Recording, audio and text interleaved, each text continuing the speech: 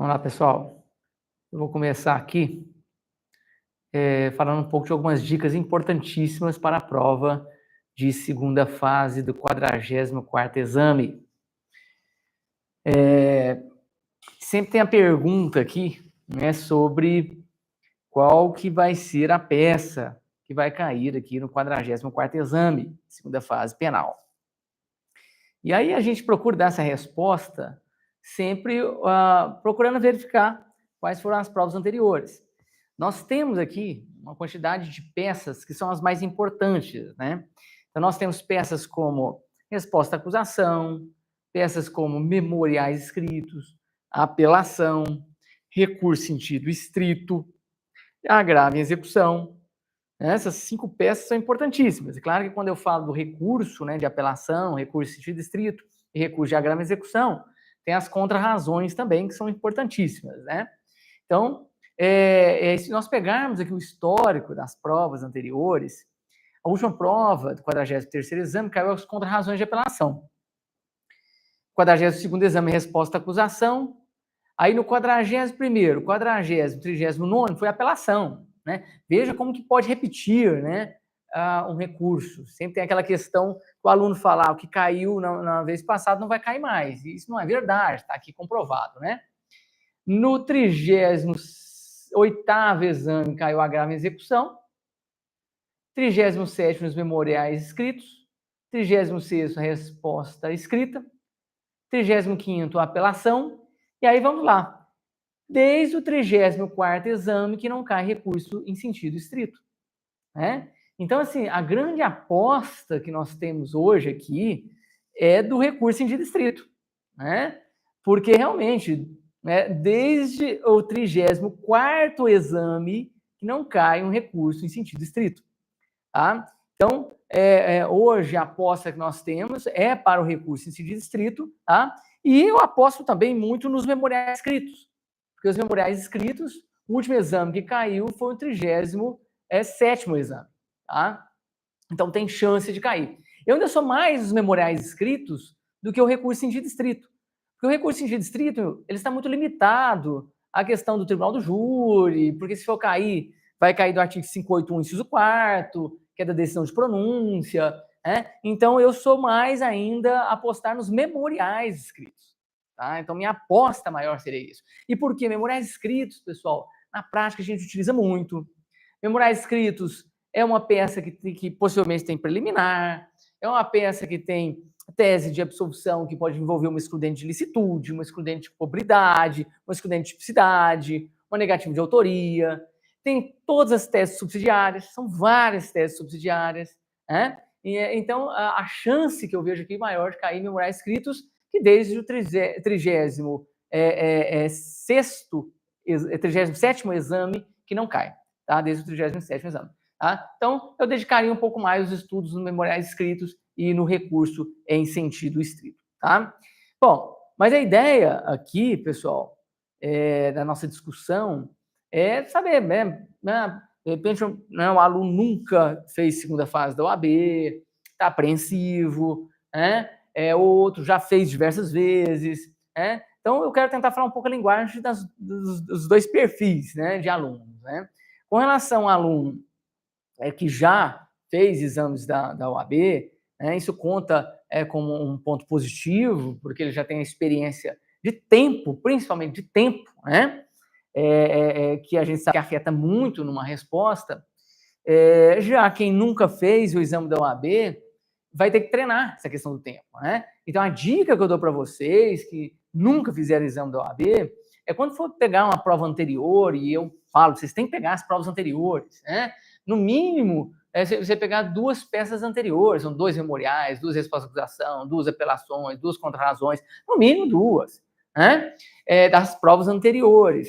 E marcar o tempo, pessoal. Começa sempre fazendo a peça e depois as questões, e marcar o tempo. Então, você tem no máximo 3 horas para fazer a peça profissional, e no máximo 30 minutos para cada questão discursiva. Então, você tem que marcar, pôr no seu relógio, ver quanto tempo você está gastando e até te pressionar, colocando ali 2 horas para a peça, 15 minutos para cada questão. É importante a gente treinar isso, que isso vai ser muito válido no dia da prova. Porque eu vejo muito aluno bom que realmente estuda muito, sabe muito, mas não treina, não administra o tempo. E acaba causando a sua reprovação, né? Então, dica para aqueles que já fizeram vários exames da OAB, não foquem, né, só naquilo que você foi mal na última prova. Então, de repente, eu fui muito bem na peça, mas fui mal nas questões. Agora eu vou dedicar só as questões.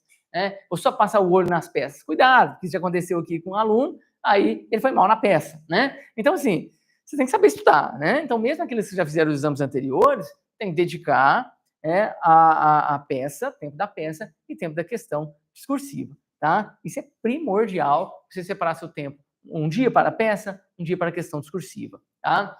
E para quem nunca fez exame da OAB, administrar muito bem o tempo. Né? Então, não adianta você pegar uma prova anterior e fazer a peça em 3, 4 dias. Né? Faz uma peça, começa fazendo a peça, gasta 1 hora, no outro dia gasta mais 1 hora, depois no outro dia gasta mais 1 hora. Não. Né? Você tem que fazer de uma vez só. Também não adianta você pegar uma questão discursiva e ficar lá picando o tempo. Tá? Então, de preferência, seria fazer a peça e as 4 questões de uma única vez. Esse seria o ideal para você treinar ali a sua peça e sua prova na segunda fase. Tá? Muito bem. Aqui alguns pontos importantes que já me questionaram, né, e eu preciso falar para vocês. Né? Então,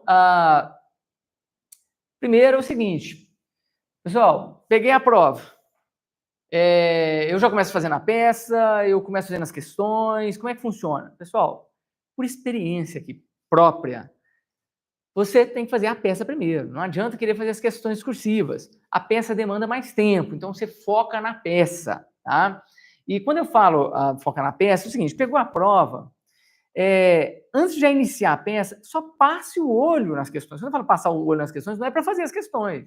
Né? É passar o olho. Qual que é o tamanho da questão? Olha, a questão envolve um texto muito grande. Olha, a questão tem letra A, tem letra B, tem letra C. Olha, a questão está perguntando se houve prescrição. Quer dizer, pelo menos você já tem uma ideia do que você vai enfrentar. Isso é importantíssimo, tá? Você já pegar a prova e olhar ali rapidamente as questões em questão de minutos. Já passa o olho nas questões e começa a peça profissional. Ao começar a peça profissional, pessoal, é importante você pegar, ler o problema.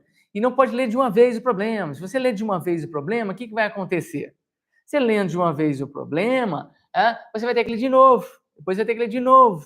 Por quê? Porque você vai pegando algumas ideias, depois vai ter que ler de novo para poder verificar aquelas ideias. E não é isso que você tem que fazer. O que você tem que fazer?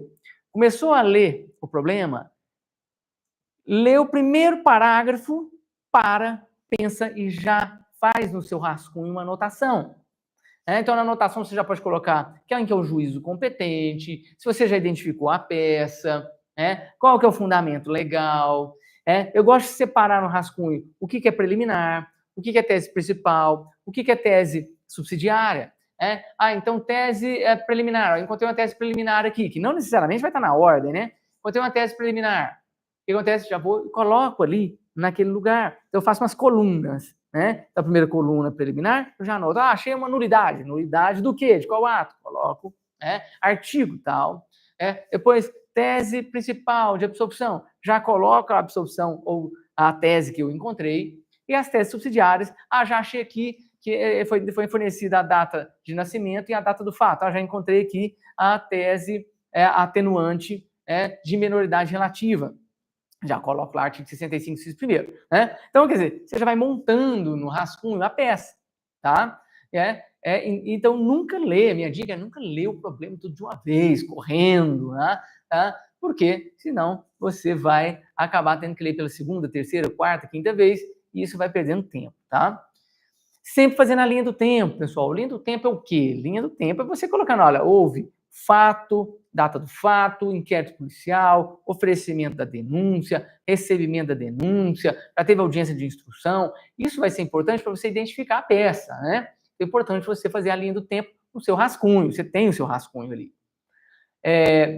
Uma pergunta que sempre me fazem, né? Quando eu falei aqui de teses, né, preliminares, tese principal, teses subsidiárias, principalmente, né, pessoal, a gente fala em teses subsidiárias quando for memoriar escrita, apelação, Mas minha pergunta é, sempre vai ter preliminar? Não necessariamente, já teve peça que não teve preliminar, né? Mas na dúvida, pessoal, coloque. Se você acha que é preliminar, coloque, tá? Por quê?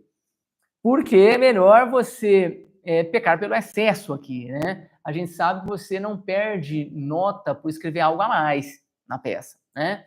Agora, se você deixar de escrever, tá? Sem dúvidas, haverá aqui uma falta aqui de pontuação, tá? Então, você identifica o juiz competente, a peça profissional, o prazo, já calcula o prazo, né? Coloca lá domingo, segunda, terça, quarta, quinta, sexta, sábado, já coloca a data, não esquecendo que exclui o primeiro dia e inclui o último, tá? Já faz não conta nos dedos, tá? Faz o esqueminha, colocando ali as dias da semana, as datas corretas, ok? O que mais? Um grande erro que eu já vi de alunos também é nas teses subsidiárias, tá? Nas teses subsidiárias, o aluno simplesmente deixa para colocar as teses subsidiárias só no pedido. E, pessoal, você tem que explicar a tese subsidiária. Não adianta você falar em menoridade relativa e não explicar, né? Que menoridade relativa é porque o sujeito era menor de 21 anos na data do fato, né? Não é simplesmente só na hora do pedido pedir para que seja colhida atenuante do 65, inciso primeiro, tá? Então tem que explicar dentro da parte do direito das teses subsidiárias, ok? Pessoal, nada está escrito por acaso. Então, você está lendo lá o problema e ficou uma informação ali.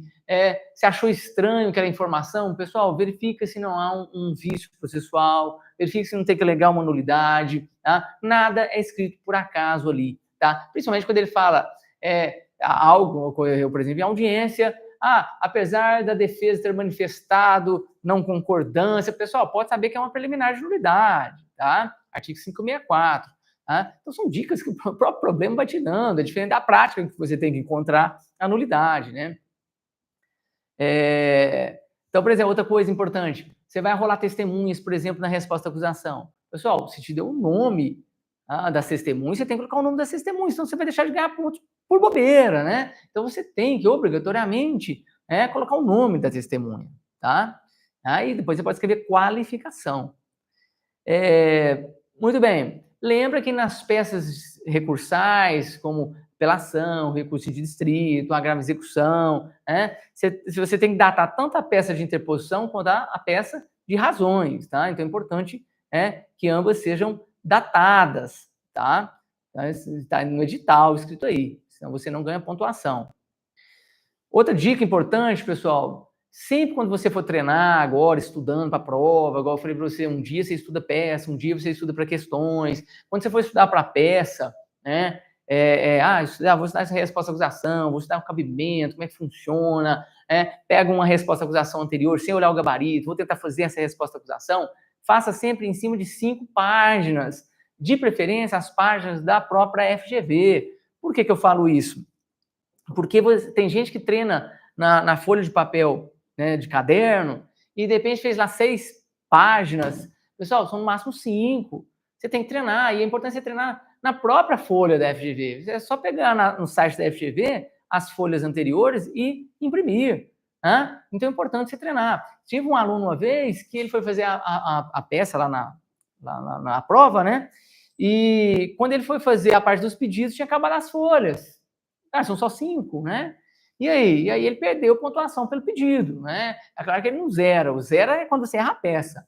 Mas se você errar endereçamento, não é zerado. Se você não fazer o pedido, você não é zerado. Tá? O que zera é errar a peça, tá? Outra coisa, pessoal, se no decorrer da peça, né? Então você está lá no decorrer da sua peça, e você verificar que errou o nome da peça, né? Pessoal, manda ver um X ali, ou um risco, e põe o nome da peça correta em cima. Se você deixar o nome da peça errado, é 0. Eles nem corrigem, ok? Tá? Já tive aluno que ocorreu isso na peça de relaxamento de prisão. Ele fez liberdade provisória, aí no meio da peça ele identificou que era liberdade provisória e falou, não, vou fazer agora como se fosse relaxamento de prisão. Zerou, porque o nome da peça está errado. Aí eu também, nessa mesma prova, teve um outro aluno que fez o quê? Riscou o nome liberdade provisória, escreveu relaxamento de prisão. E riscou tudo que ele tinha feito de liberdade provisória. Nem que você risque, pessoal. Se você tem 5 páginas, Ah, risquei 2 páginas inteiras. Começa na terceira página. Ah, você vai ganhar ponto. Ok? Tá? Pessoal, não precisa nem falar que não precisa fazer, você não pode fazer essa peça a lápis para depois passar caneta, né? Você não tem tempo para isso. Você tem no máximo 3 horas para fazer a peça. Você vai se dedicar aqui o tempo, né, para o seu rascunho. Quando eu falo rascunho, é identificar qual que é a preliminar, qual que é a tese principal, se tiver em tese subsidiária, quais são as teses subsidiárias, tá? Errou na escrita, estou escrevendo lá, errei na escrita, risca e continue. Ah, não tem problema em riscar, você também não pode se identificar, né? Riscar, escrever assim, olha, por favor, anule aqui esse escrito meu, olha, eu não quis dizer... Não, aí você está se identificando. É apenas um risco e mandar ver para frente tranquilamente, tá? Pessoal, nem preciso falar que vocês não precisam se identificar, né, nessa prova, né? Então, assim, vocês não podem identificar sob pena de zerar a peça, tá? E quando eu falo identificar, não é só com o nome, né? De repente, se eu utilizo algum símbolo, algo que possa te identificar. Cuidado com relação a isso. Dica mais importante de todas, a meu ver aqui, é treinar as peças anteriores. Pessoal, tem que treinar as peças anteriores. Não adianta você achar que você já sabe fazer uma peça sem antes treinar. E quando eu falo treinar, é treinar sem olhar o gabarito. É treinar errando mesmo, pessoal. Errou, aí fez a peça, errou, aí você olha o gabarito, ou se tiver um professor para corrigir, para te apontar o seu erro, mas jamais fazer a peça olhando o gabarito, ok? Com relação às questões discursivas, que eu queria falar para vocês, eu vejo um erro muito constante aqui dos alunos, que eles acabam respondendo a letra A na letra B, a letra B na letra A, né? Então, muito cuidado com essa ordem. Entenda o que está sendo perguntado, pessoal. Isso é um outro problema também. O aluno, ele já pega o problema, a uma questão discursiva, e ele pega uma palavrinha ali, já procura um índice remissivo, já procura uma súmula, e ele entendeu o que foi perguntado. Isso acaba ocasionando o quê? De repente, a resposta da letra A está na B. A resposta da letra B está na A, e você está naquele desespero, né, procurando algo que você não sabe nem o que é, você acaba errando. Tá? Então, primeira coisa, pessoal, não é gastar tempo. Eu sei que você está desesperado, mas pare, pense, reflita. Imagina chegando no seu escritório um caso desse, né? O que você faria, tá? Pessoal, aqui, diferentemente da peça, que a peça você vai alegando várias teses e beleza, aqui na questão, se você entra em contradição numa resposta, é 0. Então, você ficou na dúvida se é estágio de necessidade ou legítimo de defesa. Ah, vou pôr os dois. É 0. Tá? Então, é importante que você então, escolha uma das teses. Tá? Pessoal, quando você encontrar, então, você fala, é um legítimo de defesa. Eu sempre aconselho transcrever o artigo de legítimo de defesa, por exemplo, né, nesse exemplo, sempre transcrever o artigo de lei, porque muitas das vezes é cobrado os requisitos que estão naquele artigo. Então, é importante você colocar o que está no artigo, né? Então, é importante que você pegue aquele artigo e transcreva, porque talvez você vai ganhar um pouco de nota, né? Porque eu sempre falo, a resposta não pode ser objetiva. Você tem que pegar, explicar o que você está escrevendo, né? Então, por isso que quando eu falo a cópia de um artigo de lei, ela acaba te ajudando nisso, porque ali tem uns requisitos, tá? Cuidado com a pergunta, né? Qual é o argumento de direito material, qual é o argumento de direito processual, né? Argumento de direito material, a resposta possivelmente vai estar no Código Penal, uma legislação penal. A resposta à pergunta qual é o argumento de direito processual vai estar dentro do Código de Processo Penal ou uma legislação processual. Tá? Então, cuidado, de novo, para você não responder a letra A na B e a letra B na A. Tá? Muitas das respostas são em súmulas, aí tem códigos, pessoal, que tem um índice remissivo de súmulas, tá? Então é importante você, talvez, pegar ali no índice remissivo de súmulas e verificar qual que é o tema que você está procurando, talvez você vai encontrar uma súmula, ou de repente se você encontrou um artigo de lei, embaixo está escrito vide súmula, tá? Então, de novo, pessoal, o mais importante é que você entenda o que foi perguntado, tá? Pessoal, e uma dica muito importante é vocês estudarem as pontuações, né? Então, a pontuação das questões, a pontuação das peças, né? Então, como é que funciona a pontuação de uma peça? Né? Olha, hoje está pedindo para que você identifique o prazo de uma peça. Então, vem tempestivamente nos termos do artigo tal, interpor o recurso tal, né? Então, Por isso que é importante a gente estudar o gabarito, né? Então, pega a pontuação e verifica. Olha, hoje, se você fala só em nulidade, não especifica nulidade de qual ato, né, você não ganha nota. Tá vendo como que a gente aprende com a pontuação? Né? Se você fala, identificou uma legítima defesa e não falou que exclui ilicitude, você não ganha ponto, tá? Então, tudo isso, pessoal, a gente vai aprendendo com o próprio gabarito, tá? Ok? E por fim, para finalizar aqui, pessoal, muita atenção o que você pode ou não fazer dentro do seu código, né? Eu tenho muito aluno que fala, eu quero fazer uma marcação de código e tal. Pessoal, aí o próprio edital fala a respeito disso, mas só chamando atenção que fazer traços, você pode fazer, né? Passar uma caneta fosforescente, você pode, usar clipes coloridos, você pode, colocar assim, artigo 147, por exemplo, colocar um número de um artigo, você pode, né? Eu posso escrever o número do artigo? Pode, né? O que você não pode é escrever, por exemplo, excludente de ilicitude, aí não pode, erro de tipo, aí não pode, né? Ou tentar criar, né, vai circulando, por exemplo, algumas letras para formar uma peça, né? Então, aqui, estruturar uma peça aí já não pode, né? Colocar aqueles post-its em branco, não pode, tá? Ok?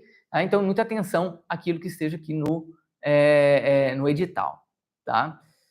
Pessoal, aqui foram dicas muito rápidas, tá? Aqueles que tiverem dúvidas podem mandar mensagem para mim.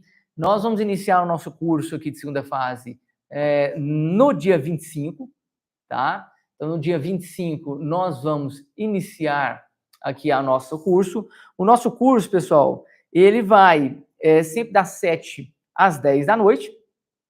Então, sempre das 7 às 10 da noite. É um curso que vai ser transmitido também online, tá? Então, ele vai começar aqui no dia 25, na segunda-feira, às 7 horas da noite. Tem a transmissão dele online, para quem não mora aqui em Uberlândia, e vai ter o curso presencial aqui também.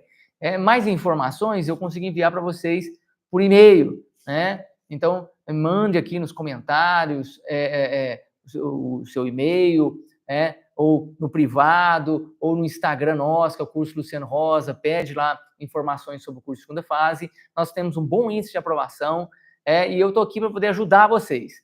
Eu trabalho com OAB desde 2003, então tenho uma experiência muito boa e já muitas pessoas já passaram na prova aqui comigo.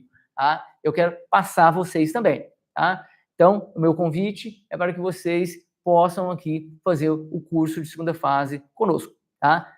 Conte comigo, o que eu puder fazer para a aprovação de vocês, eu farei. Tá? Agradeço a todos pela paciência. Muito obrigado aí a vocês.